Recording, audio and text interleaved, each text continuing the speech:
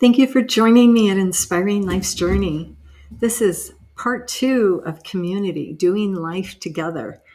And um, one of the things I was thinking of this morning is you get out of bed and you're kind of all stretch and reach up. And it's like you look up, you look to God. And a lot of times when we have a good, godly community, they get us to look up, to stretch towards God instead of pulling inwards towards ourselves. So I had this friend who visited us over Christmas, and she's doing this Psalm 16:6 project where it's if you look at Psalm 16:6, it's the lines have fallen to me in pleasant places. Yes, I have a good inheritance. And she's focusing on those pleasant lines. And I love that as far as acknowledging them, praising God, focusing on those pleasant lines. And I've got to go to the next verse too. It says, I will bless the Lord who has given me counsel. My heart instructs me in the night seasons. I've set the Lord always before me because he is at my right hand. I shall not be moved. Therefore, my heart is glad and my glory rejoices. My flesh also will rest in hope. You will not leave my soul in Sheol, nor will you allow your Holy One to see corruption. You will show me the path of life. In your presence is fullness of joy. At your right hand are pleasures forevermore. Now, I need to define, I'm going back to 16:6 now. The lines have fallen.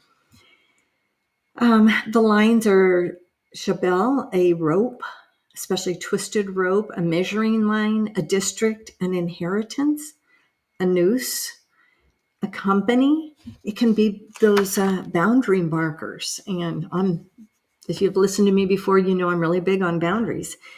And we're talking about community. Boundaries are important. So as I was thinking about this morning, I thought about you go out on a boat and you're going fishing or you're going water skiing, even though you put those lines away all nice and neat, a lot of times they're tangled and you have to untangle them. Some of them have to be cut. Some of them need to be wrapped around something so they can maintain their proper boundaries.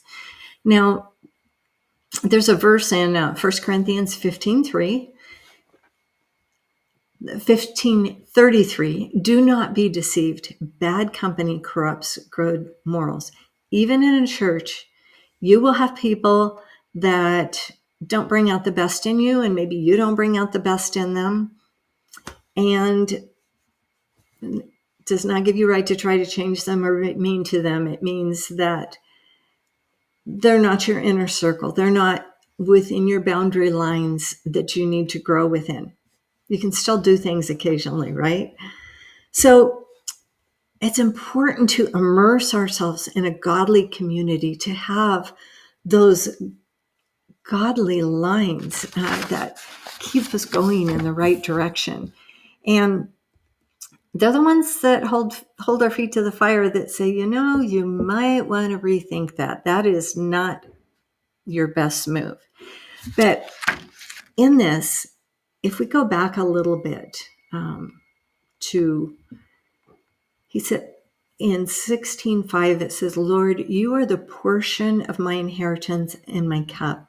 You maintain my lot. He sets those boundaries that are good for us. He expands them. Sometimes he pulls them back in.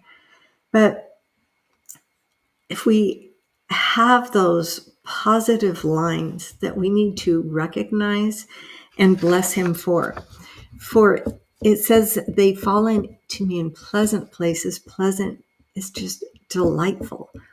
God puts the delight and the desire in your heart to do his will and to be with his people.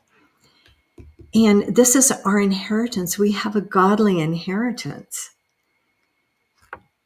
So as a result of all that he's giving us, we bless God. We're on our knees before him. We bless him and we praise him for what he has done.